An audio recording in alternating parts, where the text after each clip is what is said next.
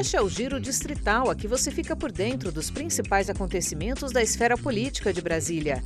Nesta edição, PDOT-CLDF aprova a revisão da lei que planeja crescimento da cidade na próxima década. Novo comando do BRB, deputados distritais aprovam Nelson Antônio de Souza para a presidência do banco. CPI do Rio Melchior, deputados realizam última oitiva e técnicos da CLDF vistoriam empresas que operam às margens do rio. Vacinação celebrada. Criador do Zé Gotinha recebe homenagem na CLDF. E claro, também vamos destacar o que foi notícia na Câmara Legislativa durante a última semana de novembro. Na sessão ordinária do dia 25, os deputados distritais aprovaram um projeto de resolução que modifica o regimento interno da Câmara Legislativa, estabelecendo novas regras para a notificação de ausência dos parlamentares. A partir da mudança, o deputado que faltar a uma sessão ordinária deverá ser oficialmente comunicado para apresentar justificativa por escrito à presidência da CLDF, de acordo com prazo e termos que serão definidos pela mesa diretora. Na sessão ordinária do dia 26, o plenário aprovou 2 projetos do Executivo que destravam a regularização fundiária em Ceilândia. O primeiro reordena a área da QNN 11, garantindo o reparcelamento e requalificação da região afetada pela construção do metrô. A outra proposta aprovada ajusta a lei de uso e ocupação do solo para liberar o comércio varejista de combustíveis em lotes da cidade.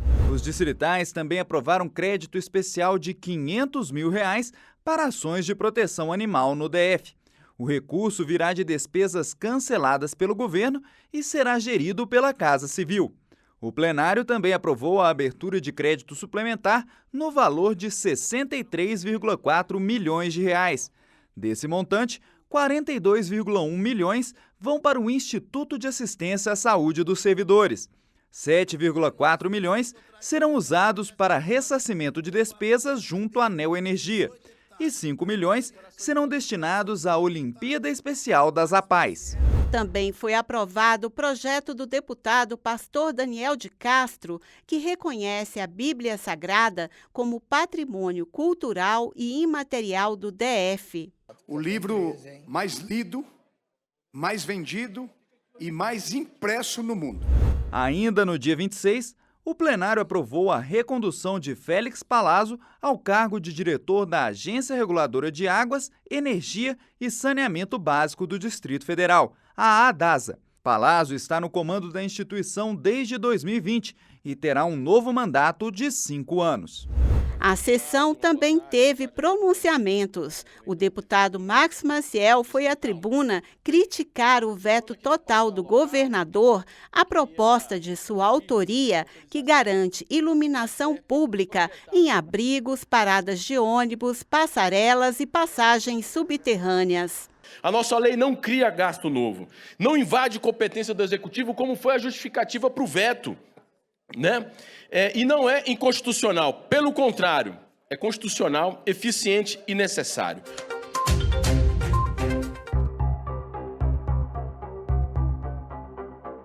Como Brasília deve crescer nos próximos 10 anos?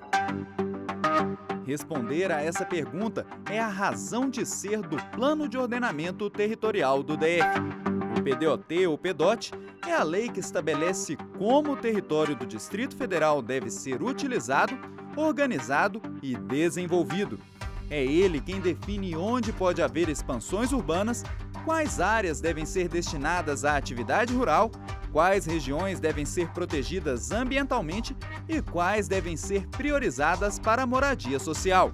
Ou seja, o PDOT é um verdadeiro guia para planejar o futuro da cidade. Após muita espera da sociedade, essa legislação importantíssima terminou de ser revisada pela Câmara Legislativa no último dia 25.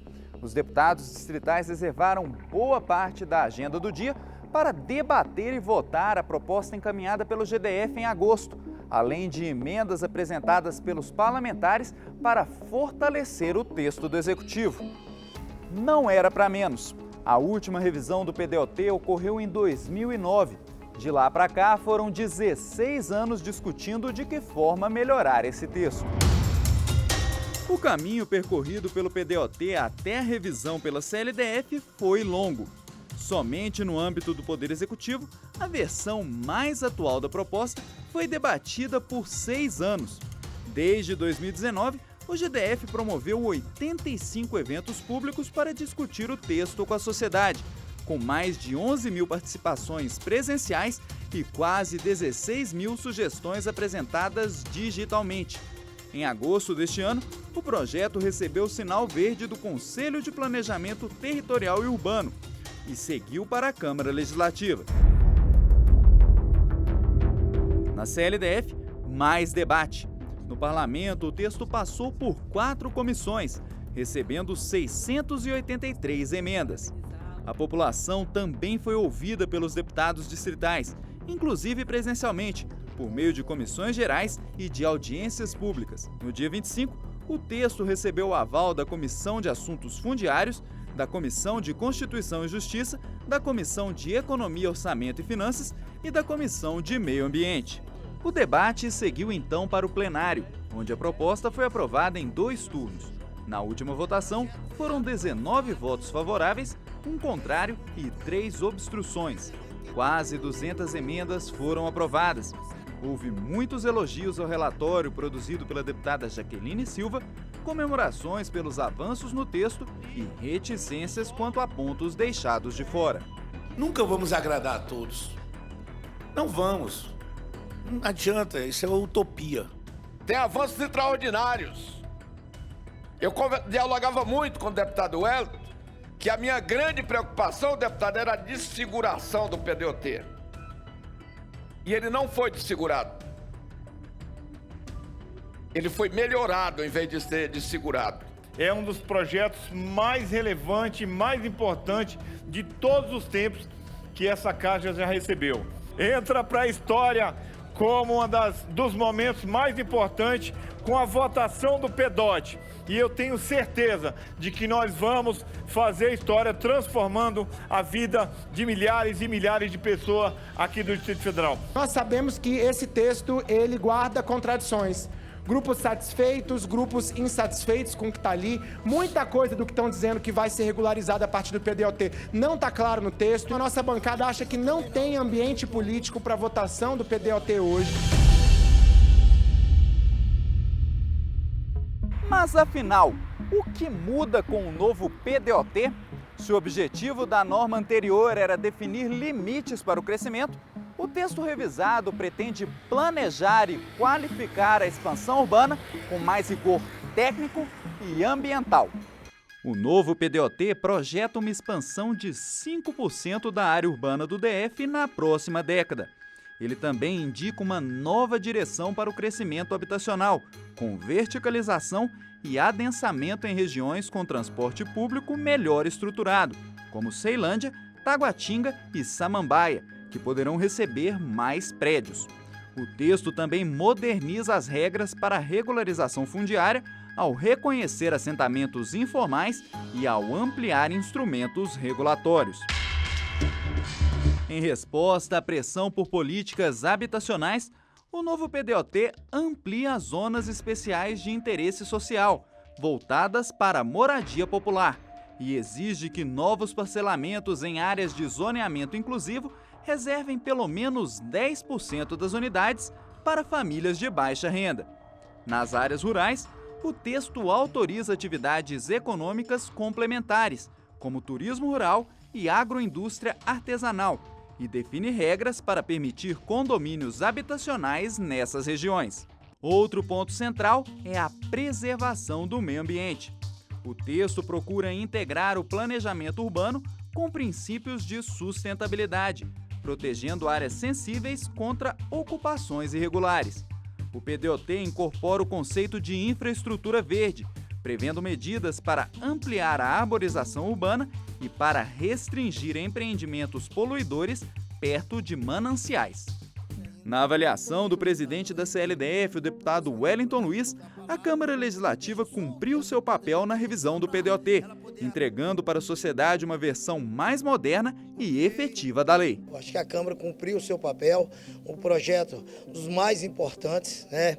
Eu, em 2011, fui relator, para você ter ideia, então quantos anos a gente está trabalhando na possibilidade, né, de atualizar uma legislação tão importante para o Distrito Federal e, graças a Deus, conseguimos. Então, deixamos um legado extremamente importante, um projeto que vai gerar desenvolvimento, crescimento, regularização para a nossa cidade, e a gente fica muito feliz com a forma como aconteceu e no tempo que isso se concretizou.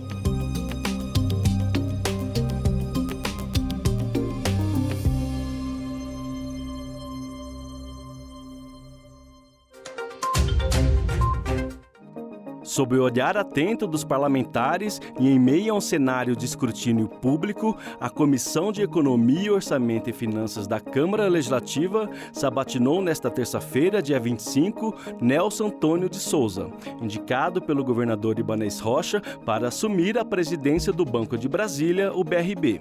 A reunião durou mais de 3 horas e teve a participação de deputados de situação e de oposição, além do presidente da Casa, deputado Wellington Luiz. O parecer apresentado pelo presidente da comissão, deputado Eduardo Pedrosa, foi favorável à indicação e contou com a aprovação da comissão. Ele destacou o perfil técnico, a formação acadêmica e a trajetória profissional do indicado. Eu acredito que um dos principais pontos é o aspecto técnico, né? Mostrou aqui um histórico bem consolidado e mostrou principalmente um senso de missão, né? Independente do momento de dificuldade, da crise instaurada, disposição para encarar isso de frente e ajudar a resolver.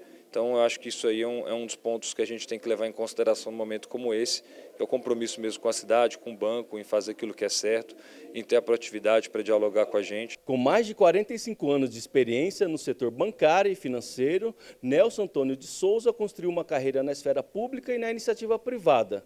Já presidiu o Banco do Nordeste e a Caixa Econômica Federal, além de liderar instituições como o Brasilcap e Elo Cartões. Em 2020, ocupou a presidência do Conselho de Administração do próprio BRB.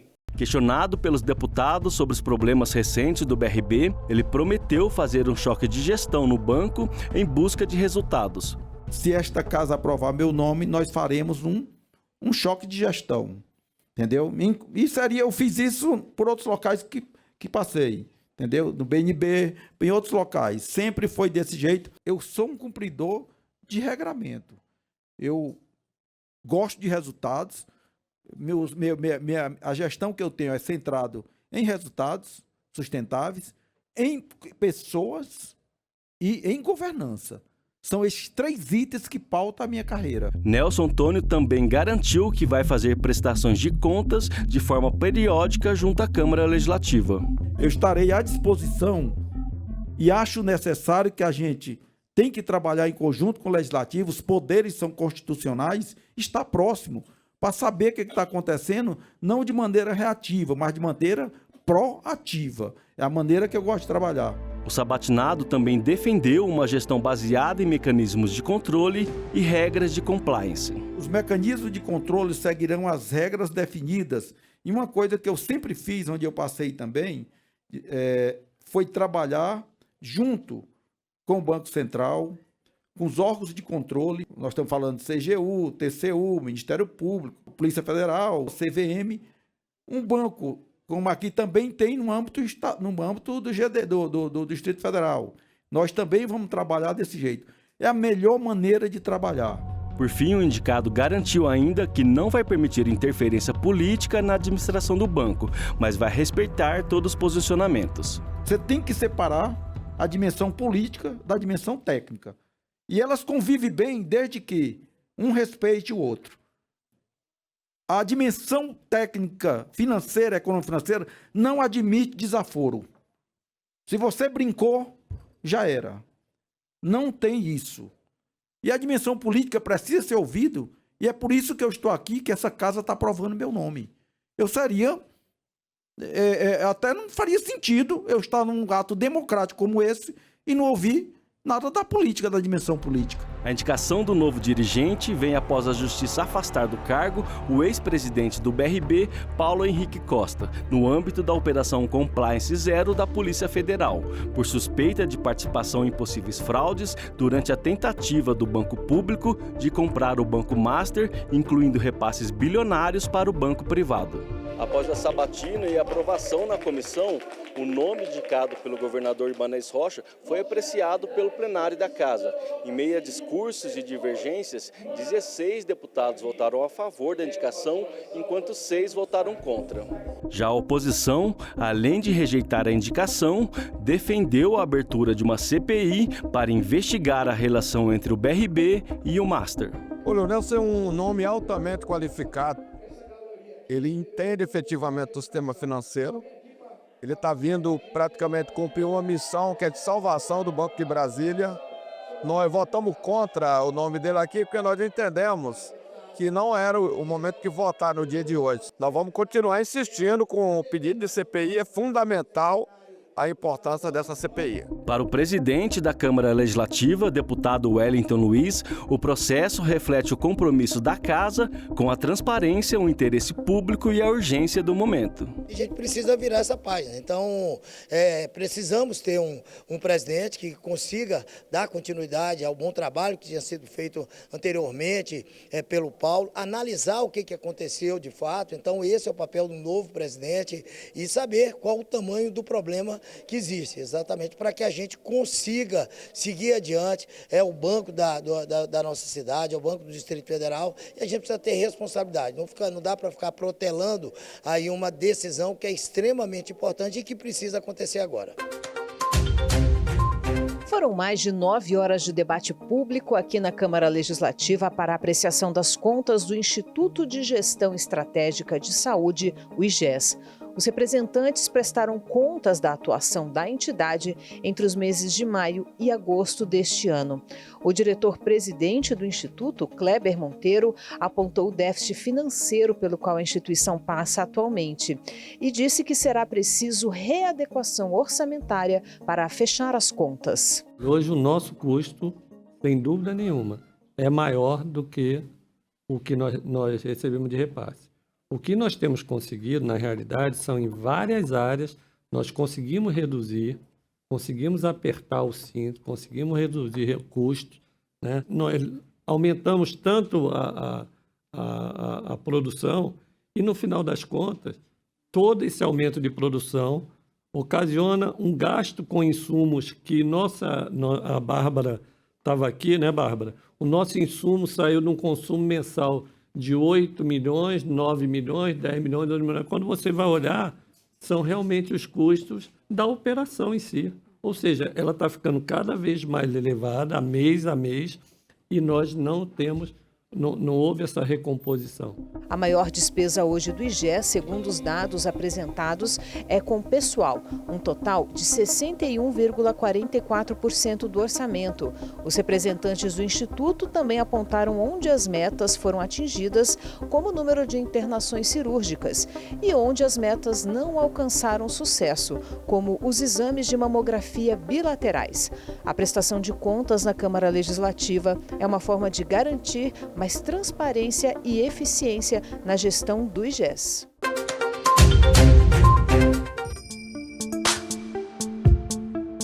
A CPI do Rio Melchior ouviu no dia 27 representantes da SP Regula, a Agência Reguladora de Serviços Públicos de São Paulo, órgão responsável pela fiscalização da gestão de resíduos.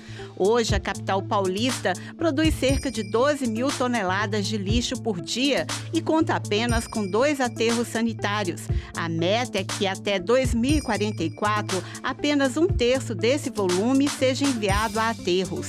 Todo o material reaproveitável deverá passar por triagem e tratamento. Os especialistas apresentaram a estrutura atual do aterro e reforçaram que o líquido gerado no local não tem contato com o solo, evitando contaminação. O relator da CPI, deputado Yolando, destacou que as boas práticas adotadas em São Paulo podem orientar melhorias no DF. O parlamentar anunciou que esta foi a última oitiva da CPI, que entra agora na fase final de elaboração do relatório. Nós agora vamos trabalhar, são mais ou menos 400 páginas que vão ser produzidas, já estão sendo produzidas, elaboradas. Dentre essas, nós vamos fazer um relatório bem consistente mesmo e entramos na reta final. Nossa CPI tem que ir no máximo até o dia 15 de dezembro, hoje é o dia 27 de novembro, então nós temos poucos dias ainda para apresentar esse relatório. Então, tem que ser 10 dias antes do término da atividade legislativa aqui na Câmara.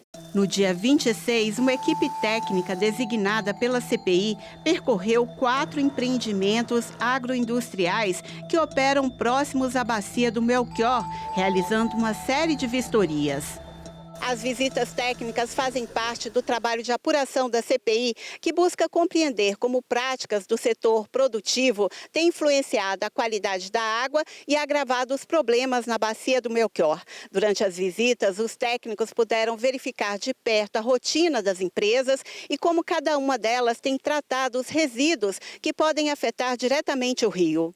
A vistoria aconteceu em meio à chuva, mas nem o mau tempo impediu o trabalho. A comitiva visitou um criadouro com 11 mil suínos, uma fábrica que produz 6 mil quilos de linguiça por dia, um abatedouro de suínos com 200 abates diários e uma indústria que processa de 20 a 30 toneladas de subprodutos, como vísceras e ossos, para a produção de ração para aves. Gera um efluente, todo esse trabalho, que apesar de não ser lançado diretamente no rio Melchior, é um efluente que eles utilizam para fazer fertirrigação, então eles irrigam culturas e gera uma preocupação porque esse efluente ele pode percolar no solo e ele pode gerar uma contaminação na água subterrânea que também vai chegar no rio Melchior. Então é uma realidade que eu acredito que a gente não tinha as informações completas na CPI, né? A gente tinha apenas informações prestadas pelos órgãos ambientais, então era importante a gente conhecer em loco para ver se de fato o que eles informavam para a gente condizia, né? Condiz com a realidade do local e conhecer alguns processos. As empresas visitadas garantiram que não há despejo de material contaminado no Melchior. Com relação à bacia, né, a gente não tem despejo, lançamento em grota ou no córrego, não. Todo o efluente que ele é tratado, ele é disposto em valas de infiltração, tá? E no nosso processo de fertigação, onde ocorre o quê? A depuração desse efluente no solo, que aí os micro-organismos vão consumir essa matéria de maneira que não tem perigo de escorrer alguma coisa para dentro do córrego da bacia. Tá? Por mais que a nossa propriedade aqui esteja na bacia do rio Melchior, a gente não faz margem com ele em momento algum, né? A gente está relativamente distante dele e que não tem nenhum dejeto produzido aqui pela Bonasa que vá cair nele ou que afete ele de alguma maneira.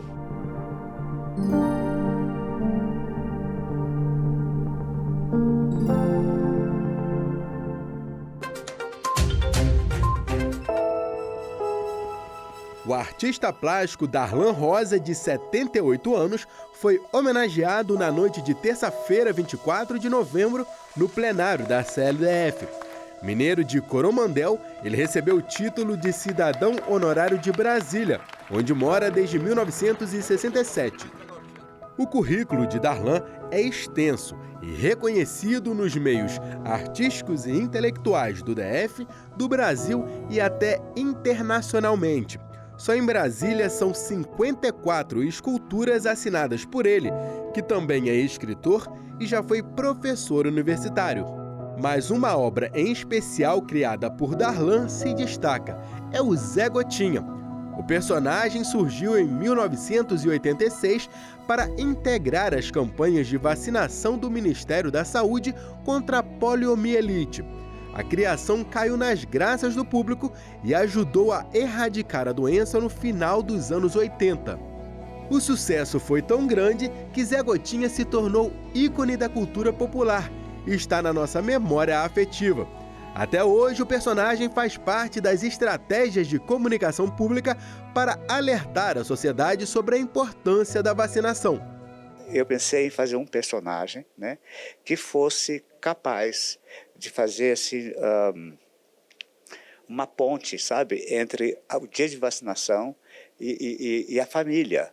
Porque se você ensina uma criança, sabe, daí alguns anos ela vai ser mãe e pai, e se ela estiver convicta, sabe, que a vacina fez bem para ela, né, ela segue em frente. Darlan explicou que projetou um desenho relativamente simples para qualquer profissional de vacinação conseguir reproduzir os traços. Na época que foi criado, há 39 anos atrás, os cartazes eram feitos à mão, eram feitos com pincel atômico, porque não tinha xerox, né? A única meio de reprodução que tinha naquela época era o mimeógrafo, que poucas pessoas ainda têm lembrança do que era, então os cartazes tinham que ser feitos à mão. O autor da homenagem no plenário da CLDF foi o deputado Chico Vigilante. Essa é uma das homenagens mais merecidas que um ser humano pode receber. O Darlan ele foi criador da figura do Zé Gotinha. O Zé Gotinha passou a ser uma personalidade do mundo inteiro, fez com que as crianças se encorajassem a cada vez mais se vacinarem, e com isso a gente salvou milhares de vidas, né, que teriam morrido se não fosse a vacina. Conhecer os conceitos e parte da história da saúde pública nacional ajuda a fomentar o apoio ao SUS e também à vacina. Esse é um dos objetivos dessa exposição aqui no foyer do plenário da CLDF, que é chamada Zé Gotinha no Brasil. A mostra foi inaugurada no dia da homenagem ao Darlan Rosa. São 10 quadros em MDF de diferentes artistas de todo o Brasil. A curadoria é do Centro Cultural do Ministério da Saúde. A gente montou essa exposição para celebrar os 50 anos do Programa Nacional de Imunizações, que é o PNI, que é gerido pela Secretaria de Vigilância em Saúde e Ambiente do Ministério da Saúde. Então a SVSA, que é essa secretaria, nos procurou para fazer uma exposição e a gente teve essa ideia de chamar artistas para celebrar o Zé Gotinha, que é um ícone, né? Uma figura emblemática que está desde 86 e abrilhantando nossas ações de cultura no Ministério da Saúde e de Cultura. O DF apresentou um aumento de 58% das doses de vacinas aplicadas no primeiro semestre de 2025, em comparação com o mesmo período do ano anterior. Ao todo, foram quase 1.500.000 doses aplicadas. Um dos destaques nesse período foi a vacinação nas escolas, nas quais foram feitas 208 ações de imunização. O sucesso da cobertura a crianças de 0 a 2 anos de idade é um dado positivo, mas há indicadores que precisam ser observados. É o caso da vacinação contra a dengue, por exemplo. O objetivo é atingir 90% da população, mas entre o público de 10 a 14 anos, somente 56% tomou a primeira dose e 30,5% completou o esquema com as 2 doses. Esta farmacêutica é gerente do Centro de Frio da Secretaria de Saúde do DF. A unidade fica no CIA. É de lá que são distribuídas para a população as doses de vacinas que chegam do Ministério da Saúde através do Programa Nacional de Imunizações. O PNI contempla 51 imunizantes para adultos e crianças. Ela comenta que existem diversos fatores em relação aos casos em que não se atinge a cobertura vacinal. Tem toda uma questão da mudança do perfil familiar. Na década de 90, a mãe ficava em casa, hoje ela é arrimo de família, né? Essa disponibilidade para poder levar. E principalmente, né, as vacinas, ela é refém do seu próprio sucesso, as doenças param de circular, as pessoas não veem a doença circulando e não tem aquela percepção de risco de que tem que ir na unidade se vacinar e vai deixando sempre para depois porque as famílias estão atribuladas.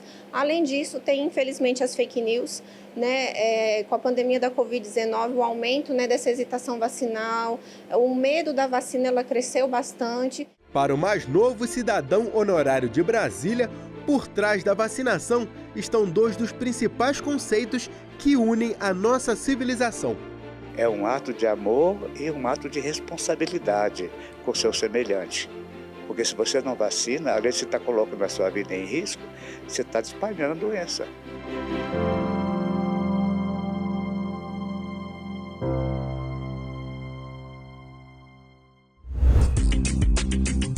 E não se esqueça, para outras informações sobre os trabalhos da Câmara Legislativa, acesse o portal de notícias da Casa.